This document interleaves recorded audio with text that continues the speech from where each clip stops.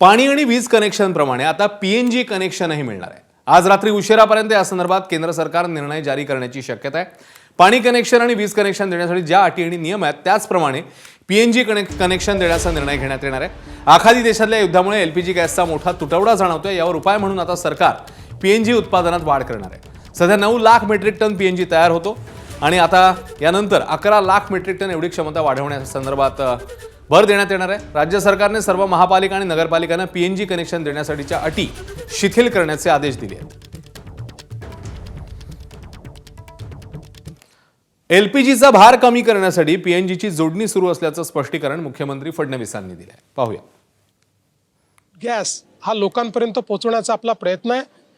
कालच आपण एक GR काढून सगळ्या महानगरपालिका नगरपालिका क्षेत्रांमध्ये गॅस पाईपलाईन टाकण्याकरता सगळ्या अटी आणि शर्ती या शिथिल केलेल्या आहेत। राईट ऑफ वेज त्यांना देण्याचा प्रयत्न आपण करतो आहोत आणि या गॅस पाईपलाईन आपण जर टाकल्या तर आपल्याकडे पीएनजी उपलब्ध आहे, त्यामुळे एलपीजीची आवश्यकता पडणार नाही।